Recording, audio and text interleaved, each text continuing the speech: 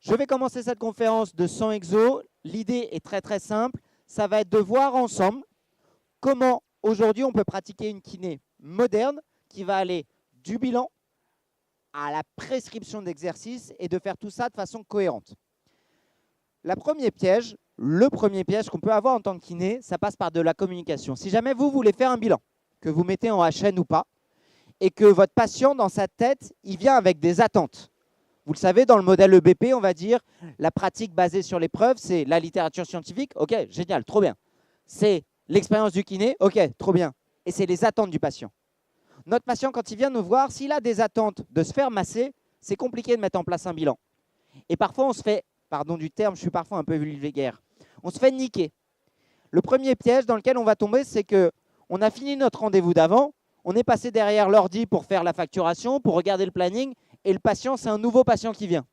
Il est derrière le desk, on est au milieu du plateau technique, et là, le mec, il commence à nous envoyer son ordonnance, sa mutuelle, sa carte vitale, et en même temps, en fait, j'ai mal au genou depuis 15 ans, et à chaque fois que je me penche en avant, j'ai mal, et ça me tend derrière les ischios. Vous le connaissez, ce piège? Il est chiant. Vous, déjà, vous n'avez pas envie de vous faire l'ordo, ça vous emmerde. Vous n'avez pas envie de rentrer dans la mutuelle pour peu qu'il n'ait pas sa carte vitale. Si vous devez gérer la charge mentale en même temps de commencer votre bilan, ça ne marche pas. Donc, la première chose à faire, c'est, alors attendez, monsieur, ici, on fait l'administratif. On fera après le vrai temps de bilan. Ça vous va? Super. Ça, c'est bien en communication. Pourquoi? Deux choses. La première, c'est que ça permet de montrer que là, ici, c'est de l'administratif. Donc, si jamais vous êtes timé et qu'à 12h27, vous devez finir l'acte et que si jamais vous avez un patient un peu casse-pied ou que vous-même vous culpabilisez de finir l'acte un peu plus tôt, c'est le temps administratif de 12h27 à 12h30, c'est là où on reprendra le rendez-vous, c'est là où on va facturer et c'est plus du soin. Mais vous le payez quand même. Deuxième chose, c'est que vous allez valoriser votre bilan. C'est un vrai temps d'écoute. Et à ce moment-là, il se dit, tiens, mon médecin, est-ce que vous savez en combien de temps les médecins, quel est le délai en moyenne que les médecins laissent aux patients pour répondre à leurs questions?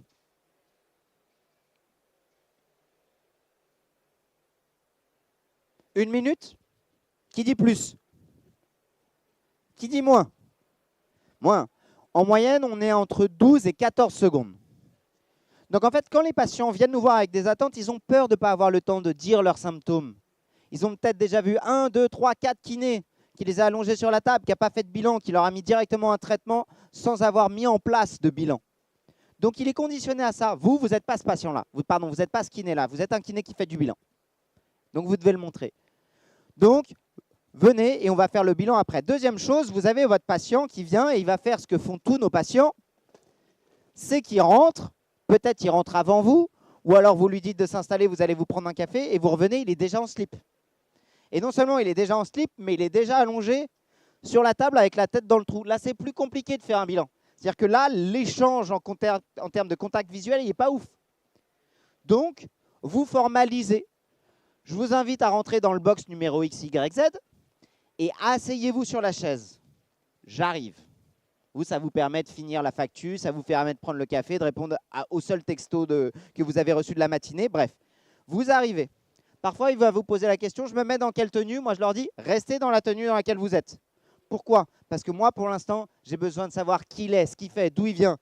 Et que quand vous avez quelqu'un qui est en slip, il va être moins propice à raconter toute sa life. Ou alors, si jamais il l'est, c'est un peu chelou comme échange.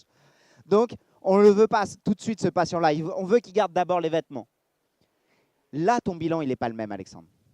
Ton bilan, il est cadré. Et ça tombe bien parce que pour le coup, si on se fait niquer sur plein de trucs, il y a un truc qui a changé, c'est qu'on a le droit de facturer les bilans. On a le droit de facturer les bilans et on a le droit de facturer la séance.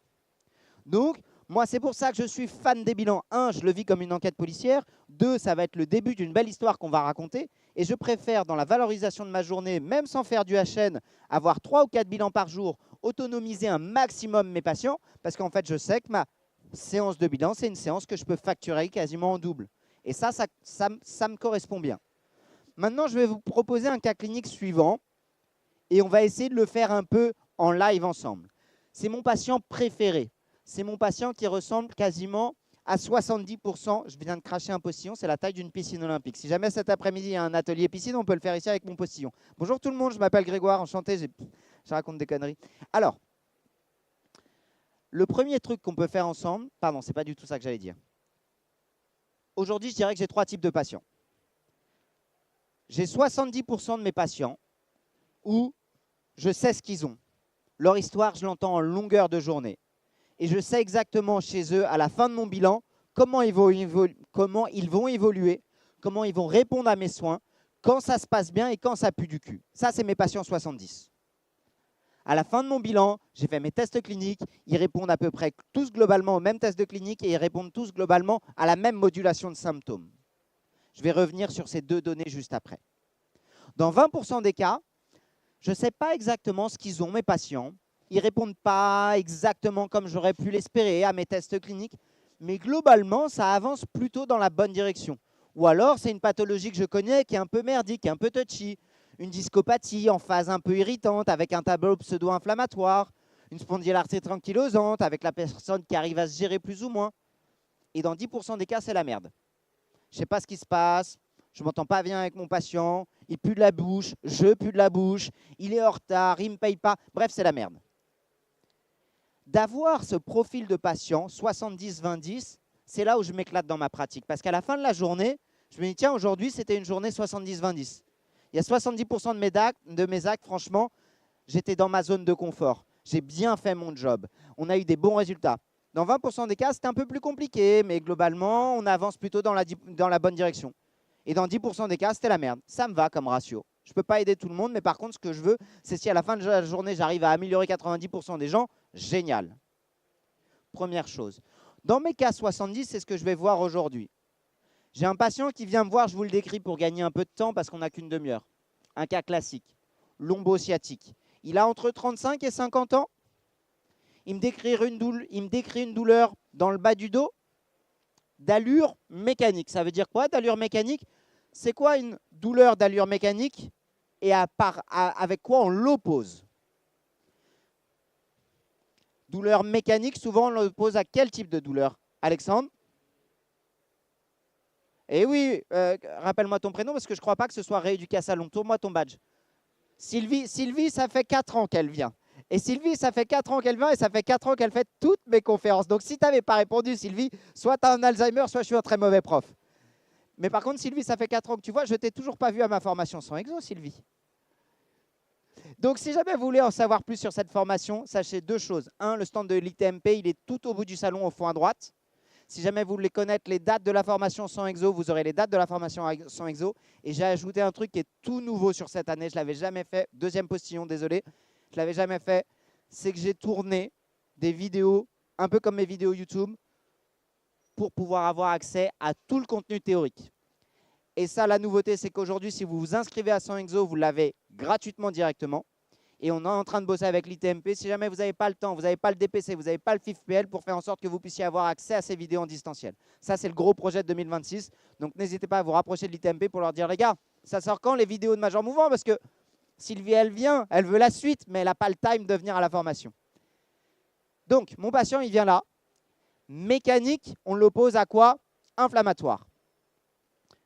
Ça change quoi un tableau mécanique? Ça change quoi un tableau inflammatoire? Donnez-moi les critères d'un tableau d'allure mécanique. Zoé, je sais que ce sandwich a l'air délicieux, mais la question, elle tombe sur quoi? Elle tombe sur toi. D'allure mécanique, il ressemble à quoi ma douleur? Zoé botte en touche. Elle est paquinée, bah, ça va être plus compliqué. Elle est vendeuse de tapis, autant te dire que les tapis... Clara?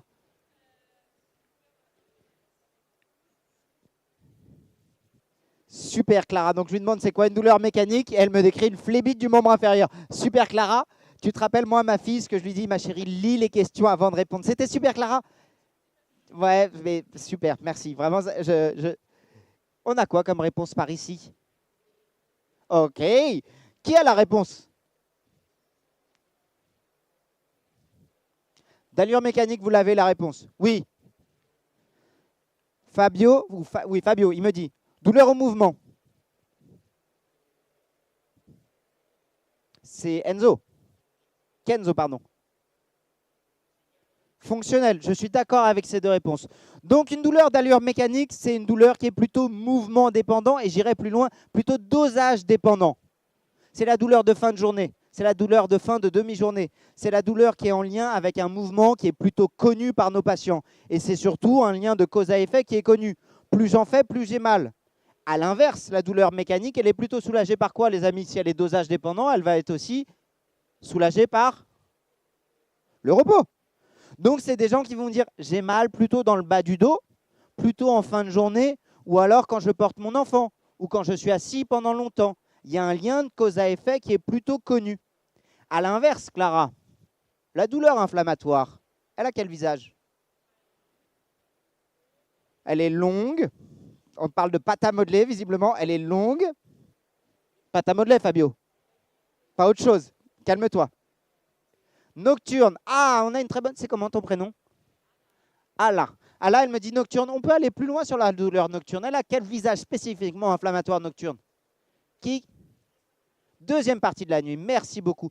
Plutôt deuxième partie de la nuit, Isabelle me le dit. Elle a tout à fait raison. C'est décrit plutôt sur des douleurs en deuxième cycle de nuit, 2-3 heures du matin. Mais c'est spécifique. Il nous dit quoi en plus, notre patient? Il nous dit, j'ai mal dans le bas du dos, dans le genou, dans l'articulation. Je suis obligé de me lever, d'aller marcher pendant 1 heure et je n'arrive pas à m'endormir. Je ne peux pas me recoucher, ça me fait trop mal. Et au bout d'1 heure, quand ça bouge, là, ça va mieux et je peux me rendormir. L'enfer. Maintenant, regardez, c'est là où c'est génial. Mes patients 70-20-10. Un patient qui a, toutes les nuits, à cause de son mal de dos, un réveil qui l'oblige à se réveiller chaque nuit, est-ce que ça risque pas de déclencher quoi d'autre au niveau du système nerveux central? Qui? Oui, je l'ai entendu. De l'hypersensibilité. Vous pouvez mettre plein de mots dessus. De l'hypersensibilité du système nerveux central, de la douleur chronique, ou qu'on appelle aussi de la nociplastie. En gros, quand j'ai une restriction de sommeil, mes circuits de la douleur vont être modifiés. Et donc, vont générer de la douleur juste parce que j'ai une restriction de sommeil. Donc, dans le cadre de lombalgie, c'est nécessaire de demander à nos patients quand est-ce qu'ils ont mal. Deuxième chose, les amis, j'identifie une douleur d'allure mécanique. Il y a la douleur la nuit, elle est plus rare, mais on peut avoir quoi comme notion de verrouillage matinal? Zoé me propose tout à fait, elle me l'a proposé avec ses yeux. Jamais elle l'a dit avec sa bouche, mais je l'ai lu dans ses yeux. Un verrouillage matinal qui dure 45 minutes, 1 heure. Mais quoi d'autre? Fabio, bien sûr qu'il a raison. Pour le coup, c'est des douleurs qui peuvent être diminuées par l'activité, mais... Oui, qui ça? Noam, j'aime beaucoup. Augmenter au repos. Les patients vont nous décrire, j'ai mal au dos, je suis allé voir mon médecin, il m'a dit de me reposer, je ne comprends pas parce que quand je me repose, j'ai plus mal. Alors de moi-même, et parce que j'ai vu la vidéo d'un connard à bretelles sur Internet, j'ai commencé à faire des mouvements. Et devinez quoi, depuis que je fais des mouvements, ça va mieux. Mais mon médecin il m'a dit d'arrêter de bouger, du coup, qu'est-ce que je dois faire? Conflit de loyauté, je ne le vis pas bien, je ne dors pas bien, j'ai de la douleur chronique. Donc là, qu'est-ce qui se passe? Notre patient, il nous décrit quoi comme douleur? J'ai une douleur d'allure inflammatoire.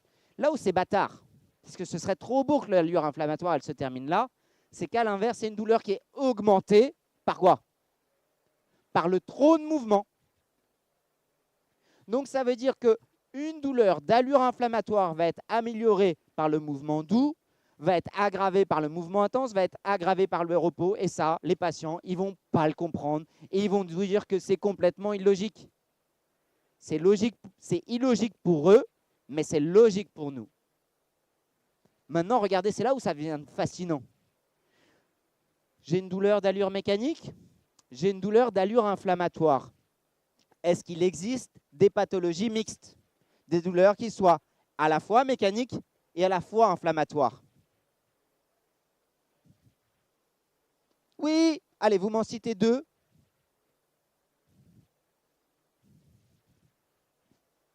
Je l'entends murmurer. Il n'y a pas vraiment de mauvaise réponse. Oui, qui? Yes, ton prénom? Jérémy. Jérémy me propose la hernie discale. Je te félicite, Jérémy. C'est souvent celle qui a le plus de mal à sortir. Le disque, quand il évolue, il peut évoluer et au ce jour, en 2025, on n'a pas énormément de connaissances sur comment le disque évolue énormément. Mais certains disques évoluent de façon purement mécanique et d'autres évoluent parfois de façon inflammatoire. C'est là où ça devient intéressant. C'est que pour le coup, un disque qui évolue de façon mécanique, il va bien répondre à quoi? À un traitement d'origine mécanique. Et qui est très bon en mécanique? Le kiné. À l'inverse, un disque qui est en train d'évoluer de façon inflammatoire, qui est contre-productif, voire même parfois l'inverse de pire que contre-productif. On dirait quoi, Zoé? Aggravant, bien sûr, Zoé, elle a raison. C'est qui? C'est nous. Donc si j'ai un patient qui vient me voir avec une douleur dans le bas du dos et que ne serait-ce qu'à l'interrogatoire, il me dit « Franchement, le matin, c'est horrible, il me faut 1 heure pour me déverrouiller. » Ça me réveille la nuit, pas seulement quand je change de position. Ça, pour information, le changement de position la nuit, c'est plutôt signe d'une douleur d'origine sacro-iliaque. Génial, on pourra bilanter la sacro-iliaque pendant la formation parce que Sylvie, là, franchement, je ne sais plus comment te la vendre pour que tu viennes. Super. Il me décrit des douleurs la nuit qui le réveillent pendant 1 heure. Il me dit que quand il va courir tranquillement en endurance fondamentale, ça le soulage. Par contre, quand il fait ses séances de fractionnés, ça le fait mal pendant 2 jours. Bah, juste à l'interrogatoire, je sais très probablement, pardon, 3e position, je suis désolé, je ne sais pas ce qui se passe aujourd'hui, il faut que j'aille chez l'orthophoniste. Très probablement que lui, juste à l'interrogatoire, avant même de l'avoir évalué, c'est probablement du disque qui lui fait mal. 2e chose, les amis. Quelle est? Oui, arthrose. Merci beaucoup. 2e grande pathologie que je ne vais pas traiter aujourd'hui, qui est d'allure mixte, c'est l'arthrose. Plus simple à traiter que le disque. Plus rare aussi au niveau du rachis. La structure qui nous emmerde plus au niveau du rachis, elle est plutôt discale, nerveuse. Là où je suis d'accord avec toi, sur la hanche, sur du genou, on aura plutôt des faveurs d'arthrose avec ce patient qui va faire une rando, qui s'irrite pendant 2 jours, qui revient avec le genou gonflé, chaud et rouge. Plus rare au niveau des lombaires. Ça nous emmerde au niveau du diagnostic. Donc mon patient, il vient me voir maintenant sur la discopathie. Quelle est souvent la symptomatologie associée avec la souffrance du disque? Oui? L'irradiation, c'est toi Sylvie? L'irradiation, bien sûr. L'irradiation, elle peut avoir quel visage? Vous l'avez la réponse. Comment? Décharge électrique, oui. Sur quelle? Ma question était plutôt en termes de topographie, géographie de la douleur. Elle a quelle gueule? Projetée, ouais. Fabio, oui. Quoi d'autre? Hein? Lancinante. Allez, anatomique, les amis. Sciatique, quoi d'autre? Hein? Crural. Et parfois, elle peut avoir du syndrome un peu de la queue de cheval. Ok. Donc ça veut dire qu'un patient qui vient me voir avec une douleur de là à là, dans ma tête, ce que je dois projeter, c'est, je dois lui bilanter son disque, je dois lui bilanter ses nerfs. En avant Guingamp. Nathan, tu veux bien venir faire le patient? Alors, globalement, je n'ai pas honte de vous le dire, je suis un grand feignant. Et quand j'ai un truc qui marche, je vais l'utiliser, mais jusqu'à plus soif. Aussi, mon patient, quand il colle à ce que je viens de vous décrire, une fois de plus, c'est le fruit de mon interrogatoire, je vais leur faire à tous exactement les mêmes tests. Pourquoi? Parce que si jamais les tests sont positifs, cool, ça me permet de dérouler. A priori, c'est du discal, a priori, c'est de la sciatalgie, ça répond à mes tests. Si ça répond à mes tests, je vous avais promis quoi tout à l'heure? 2 notions clés. Les tests cliniques, ce n'est pas mes mains qui détectent un diagnostic, ce n'est pas mon œil qui détecte un diagnostic. Il y a des mecs qui ont passé des temps à faire des études pour dire, en fait, le disque, on sait à peu près comment l'évaluer. Ce n'est pas à l'imagerie, c'est au niveau des tests cliniques. Le nerf, on sait à peu près comment l'évaluer. Il y a des tests et c'est des tests cliniques. Faites-les. Les tests cliniques, c'est mon GPS. Si vous voulez continuer à bosser avec les panneaux, vous pouvez, mais moi, je préfère circuler avec Waze quand je suis paumé. 2e chose, la modulation de symptômes. Je vous l'ai évoqué rapidement tout à l'heure, beaucoup de choses peuvent expliquer de la douleur. Aujourd'hui, en tant que kiné, il y a tellement de choses qui peuvent expliquer de la douleur qu'il me faut un point de départ pour savoir ce qui déconne. Et si je peux, dès le départ, essayer de moduler le symptôme, en mieux, en moins bien ou en pire, c'est qu'a priori, ce que j'ai testé ressemble à une des causes de la douleur. Donc, je vais venir tester mes trucs. Alors, mon patient, quand il vient me voir, je vais lui demander tout simplement s'il peut se pencher en avant. Et ça, je vais lui demander 10 fois. Très simple. Alors, à l'école, vas-y Nathan, s'il te plaît. C'est OK pour toi, tu n'as pas de problématique particulière. À l'école, on m'a dit ce qu'on doit mesurer, c'est la distance doigt-sol. Je m'en bats les steaks. Très honnêtement, les gens qui sont raides n'ont pas forcément plus mal, moins mal au dos que les gens qui sont souples. Ce qui m'intéresse, c'est quoi? Ce n'est pas mon œil qui voit, ce n'est pas mon œil qui diagnostique, ce n'est pas mes mains qui diagnostiquent. Qu'est-ce qui m'intéresse? La symptomatologie, très très bon mot. C'est lui. Je vais lui poser la question, Qu'est-ce que tu ressens, Nathan, quand tu fais ça? Des deux côtés? Ok, si, alors parfait.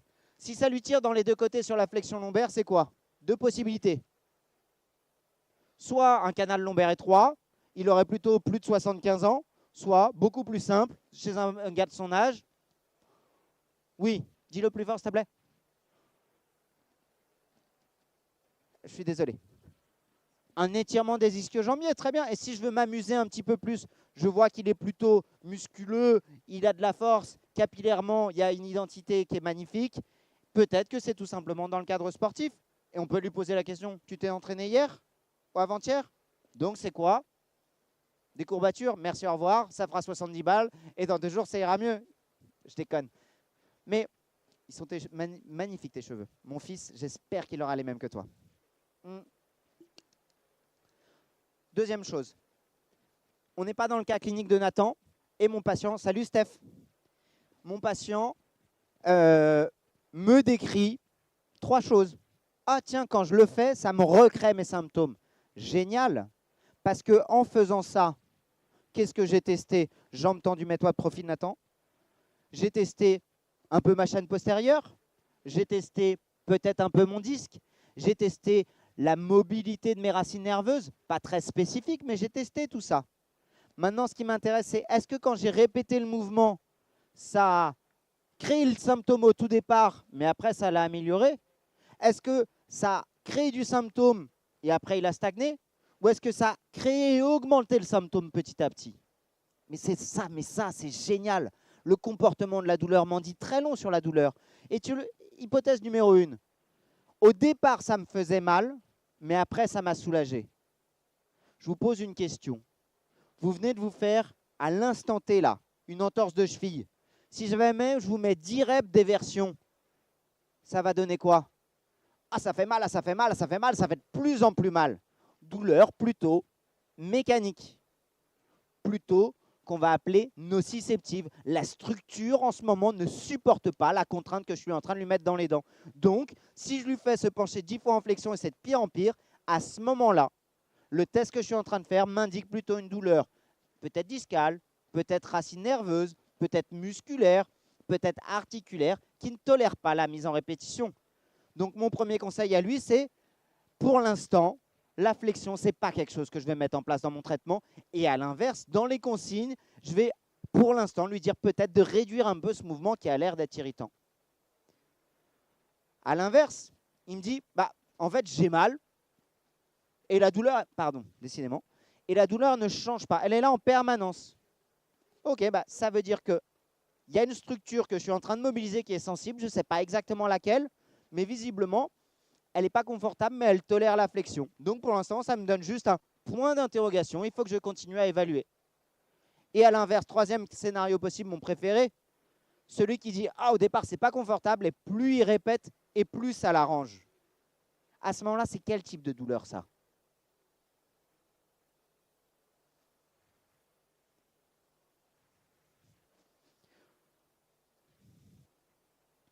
C'est génial, les amis, nous sommes kinésithérapeutes. La thérapie par le mouvement et on ne nous apprend pas ces concepts de base. Ne jetons pas la pierre aux IFMK. Ce que je vous évoque, c'est tout récent. Hein. Les notions d'irritabilité et de modulation de symptômes, il y a 3 ans, je ne les connaissais pas. Hein. Mais c'est génial. Ça veut dire quoi? Si mon symptôme est amélioré par du mouvement répété, on est d'accord, c'est qu'a priori, peut-être que la douleur ne venait pas de la structure. Parce que la structure qui est en train de cicatriser, elle ne tolère pas bien cette mise en compression. Donc elle vient d'ailleurs. Est-ce qu'elle vient du nerf que j'étire? Peut-être. Est-ce qu'elle vient du muscle que j'étire? Peut-être. Est-ce qu'elle vient du disque qui avait un peu besoin de mouvement? Peut-être. Est-ce qu'elle vient du système nerveux central qui avait créé peut-être une forme de nociplastie, de raideur, d'alerte à la flexion? Très probablement. Regardez comme c'est intéressant. Je ne sais pas exactement ce que j'ai traité. Par contre, j'ai amélioré vers la flexion. C'est très rassurant. Ça veut dire que j'ai trouvé déjà un truc pour améliorer mon patient. Et surtout, au cours d'un seul test qui était juste penchez-vous 3 fois en avant, j'ai 3 sorties possibles et j'ai déjà un début de diagnostic. Les amis, juste après, qu'est-ce que je vais tester? De l'extension. L'extension, ok, super, penchez-vous en arrière, qu'est-ce que ça donne? Et là, je vais appliquer exactement le même raisonnement. C'est mieux, c'est moins bien ou c'est pire? Super. Regardez, là, moi, il y a un truc que j'adore. Le même test. Et celui-là, je vais plutôt l'appliquer quand mon patient, il va me décrire quoi? Ça me crée du symptôme, ça me crée du symptôme, ça me crée du symptôme, ça me crée du symptôme. Ou alors, c'est de pire en pire, c'est de pire en pire, c'est de pire en pire. Je vais changer juste un petit paramètre qui va tout changer. La même chose, genou fléchi. Tu peux me le montrer, Nathan? La même chose, genou fléchi. C'est pas très joli. Hein. Enfin, Nathan est beau, mais le test n'est pas très joli. Ça tire plus. Ça me donne quoi comme info? Le même test, les genoux fléchis. Est-ce que le paramètre discal est toujours présent? Oui. Et il y a toujours la même charge, il y a toujours la même flexion lombaire, il y a toujours la même mise en tension sur le disque. Donc, a priori, si jamais avant il avait mal et qu'il a encore mal genou fléchi, ça veut dire qu'a priori, ce qui pourrait déconner, c'est plutôt le disque. Si à l'inverse, il avait mal avant et que j'ai réduit la flexion au niveau des genoux, qu'est-ce que j'ai retiré comme tension? Les ischios et quoi d'autre?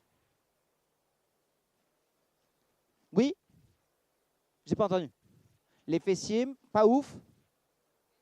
Psoas, non, désolé. Le nerf sciatique. Ça veut dire quoi? Ça veut dire que, comme je vous l'avais dit sur le tableau discal, parfois j'ai une irritation du nerf sciatique. Très bonne réponse. Quand je fléchis les genoux, je réduis la tension au niveau du nerf sciatique. S'il est de nouveau capable de se pencher, ça veut dire que une des choses, un des éléments qui créait du symptôme, c'était du nerf sciatique. OK. Si c'était le nerf sciatique qui semblait lui faire plutôt des douleurs, à ce moment-là, je vais venir tester mon nerf sciatique. Si vous êtes plutôt assidu de ce que je fais sur les vidéos, c'est ce que je montre à chaque fois. C'est ce que j'ai montré, je vois certains d'entre vous, ça me fait trop plaisir. Dans le livre vert, je peux? C'est celui de Nathan, super. Les amis, juste pour information, c'est mon petit instant auto-promo. Ce livre-là, pour les kinés, il est hyper pratique. Il est en vente juste derrière et juste après la conférence, je serai en dédicace. Il y a une dernière page hyper pratique à avoir au CAB. Les tests à faire pour les kinés, avec les 20 tests à connaître par cœur. C'est OK si vous ne connaissez pas les noms, je m'en fous. Il y a une vidéo avec un QR code pour pouvoir les exécuter. Demain, vous avez un patient qui vient avec des cervicales, vous savez quel test faire. Vous avez un patient qui vient avec une douleur sacroiliaque, vous savez quel test faire. Avec une douleur sciatique, avec une douleur crurale, avec un ménisque, vous savez quel test faire. Très pratique. Merci beaucoup, Nathan, du coup. Maintenant, je suspecte une douleur du nerf sciatique. Qu'est-ce que je vais faire? Je vais tester mon nerf sciatique. J'allonge mon patient sur la table, sur le dos. Vous commencez à connaître ou peut-être pas quels sont les 3 tests que je peux mettre en place pour essayer d'identifier une douleur d'origine sciatique? La SEG croisée et le dernier, le slump. Très simple. Imaginons il a une douleur en bas à gauche. Le LASEG est décrit avec une flexion de hanche, extension de genou et avec une flexion de hanche entre 30 et 70 degrés. Ce n'est pas grave si vous n'avez pas la précision de la NASA. On ne vous demande pas de ça. On vous demande déjà de voir est-ce que ça recrée du symptôme? Oui, non. Si ça me recrée du symptôme, est-ce que c'est ultra spécifique du LASEG? Non, ça peut être de l'ischio, ça peut être de la sacroiliaque, mais déjà, ça me donne une piste. Tiens, il avait un symptôme type sciatique. Je lui teste un test du sciatique, ça a l'air d'être sciatique. Peut-être que chez lui, il y a vraiment la structure qui est irritée. C'est peut-être un patient où je vais aller un peu plus doucement. Si au cours de l'interrogatoire, il me donnait un tableau inflammatoire, je me dis, OK, c'est un patient sur lequel je vais aller un peu plus doucement. Si c'était très mécanique, je me dis, OK, il est peut-être un peu plus capable de tolérer. Je vais combiner ça avec un autre test, le LASEG croisé. Le LASEG croisé, il est théorisé de la façon suivante. Si jamais j'ai une discopathie ou une compression radiculaire vraiment cognée à gauche, même quand je vais venir mobiliser le côté contrôlate, ça fermerait ou ça irriterait ma racine contrôlate. Là, autant vous dire que si jamais j'ai un patient qui vient avec LASEG et LASEG croisé positif, déjà, c'est le patient où je sais que lui, il est très irritable au niveau de sa structure. Lui, ce n'est pas un kinésiophobe où je vais pouvoir l'encourager, c'est mental. Lui, vraiment, sa structure, elle ne tolère pas bien la mise en compression. Et c'est le patient, il a l'air d'être franchement plutôt inflammatoire. Et déjà, dans ma tête, je vais être en train de me dire, tiens, il faudrait qu'il se fasse infiltrer, celui-ci. Je vais le tester quand même un peu en slump. Est-ce que tu peux t'asseoir, s'il te plaît? Je veux bien que tu te mettes là, s'il te plaît, Nathan. Le slump, il est décrit de la façon suivante. Le slump est décrit de la façon suivante. Et c'est souvent là, quand j'ai des patients qui viennent me voir en deuxième, troisième intention, où ils m'ont dit, j'ai déjà fait ça chez le kiné. Je me dis, montrez-moi. Et il y a un paramètre que les kinés ont tendance à oublier, c'est la flexion lombaire. Donc les deux mains dans le bas du dos. J'enroule la tête et ce que je veux, c'est de la flexion lombaire. Petite astuce malheureuse, c'est que souvent les lombalgiques ont quoi? Moins de flexion lombaire. Donc il faut vraiment venir les guider. Le conseil que je fais, c'est que la plupart du temps, j'appuie un peu sur le bout de la tête, j'appuie un peu sur la charnière et je leur dis, je veux vraiment qu'on fasse un C. Si jamais je suis d'humeur un peu graveuse, je leur dis, vous faites comme si vous vouliez vous faire une autofellation. Haha, c'est rigolo, ça détend l'atmosphère. Ça ne fait rire que moi, visiblement. Ok, sympa, merci pour l'humour. Alors, je vais tester déjà du côté non pathologique et je vais venir chercher l'extension de genou et flexion de pied et ramener la pointe de pied vers toi. Et je demande, est-ce que ça crée une sensation? Côté non pathologique, normalement, ça ne devrait rien cogner. Si jamais ça crée du symptôme et qu'il a lacet croisé, lacet positif et slump tête contrôlate positif, là, vous pouvez commencer à serrer les fesses. Fléchis. Et je demande de l'autre côté. OK, est-ce qu'il y a une reproduction de symptômes et ou est-ce qu'il y a une restriction d'amplitude? Là où c'est un peu piégeur, j'aimerais pouvoir vous dire que le slump, il reproduit toujours le symptôme du patient. Et pas toujours. Parfois, le patient, il peut avoir une sensibilité au niveau sacro-iliaque, mais quand il fait le slump, il a une sensibilité qui apparaît derrière le genou, dans le mollet, dans la cheville. Et bien, vous savez ce que je fais d'expérience, c'est qu'à moins qu'il ait le lacet croisé, tout positif, quand il a juste, par exemple, juste le lacet qui est un peu positif en fin de course et le slump positif, dans le doute, je vais directement mettre en place mon traitement. Regardez ce qu'il y a de génial, c'est que depuis tout à l'heure, mes tests, ils ont quoi comme but, pardon? De reproduire du symptôme. Aujourd'hui, je suis un kiné nul à chier en préventif. Je suis content de faire la ref. Les jeunes, vous l'avez. Je suis nul en préventif. Si je n'ai pas de symptômes, je ne sais pas faire mon job. Je préfère passer 1 heure de bilan à trouver un fichu symptôme pour pouvoir savoir dans quelle direction je vais partir.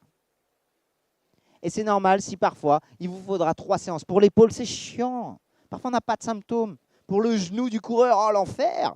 Bref, c'est pour ça que j'aime bien le dos. C'est facile de trouver des symptômes en dos. Si je n'ai pas de symptômes, je suis dans la merde. Quand j'ai un symptôme, qu'est-ce que je voulais dire? Je veux le moduler. Je veux voir à quoi il répond. Donc, je vais directement mettre en place mon traitement. Et là, qu'est-ce que je vais lui demander? Ah oui, pardon, c'est ça ce que je voulais dire. Mon symptôme, comment je l'ai créé au travers de mes tests, j'ai mis de la compression en fait. Quand j'ai répété ma flexion, j'ai mis de la compression sur mon disque, j'ai mis de la compression sur mes articulaires, j'ai mis de la tension sur mes racines radiculaires. Racines radiculaires, ça marche. Sur mon lacet, qu'est-ce que j'ai mis? J'ai mis en tension mon nerf sciatique. Pour mon lacet croisé, j'ai mis en tension mon trou de conjugaison contrôlate. Sur mon slump test, j'ai mis en tension mon nerf sciatique. En fait, mes tests cliniques, ils ont pour but de créer de la compression, de la mise en tension sur ma structure qui potentiellement peut faire mal. Si quand je mets en compression, tension, une structure qui normalement fait mal et qu'elle est négative, a priori, c'est que la structure est saine et que la douleur vient d'ailleurs. Soit une autre structure, soit le système nerveux central. Donc mes tests, ils me permettent d'inclure et ou d'exclure des origines de la douleur. Mon slump, donc je vais directement faire modulation de symptômes avec cette fois plutôt du neuroglissement. Flexion de tête, flexion de jambe, extension de tête, extension de jambe. Celui-là, vous l'avez dans mon bouquin, vous l'avez dans la formation sans exo et vous l'avez sur YouTube. Comment faire le test du sciatique. OK. Flexion de tête, flexion de jambe, flexion de tête, flexion de jambe pendant 10 fois. Qu'est-ce que je demande à mon patient après, les amis? Et si vous comprenez ça, vous comprenez l'essence même de ce que j'essaie de vous transmettre depuis aujourd'hui 8 ans. Si c'est mieux ou moins bien. Comment est-ce que je fais pour savoir? Hein? Une échelle EFVA, j'aime bien ta réponse. Elle est un peu difficile parce que, mine de rien, la structure nerveuse est parfois une structure irritable et parfois, à mouvement égal, tu as plus ou moins de douleur. Non. Plus simple. On reteste. J'avais quoi comme test? Il me disait qu'il avait un peu mal en flexion. Je l'ai testé juste avant, je vais lui demander. Nathan, on reteste. On est sur un cas fictif. Là, c'était des douleurs plutôt courbatures, donc ça ne va pas jouer dessus. Je lui demande de se repencher en avant. Et qu'est-ce que je lui demande à ce moment-là? Est-ce que c'est mieux? Est-ce que c'est moins bien? Ou est-ce que c'est pire? Si jamais c'est mieux, coup de bol. Ça ressemblait à du sciatique mécanique.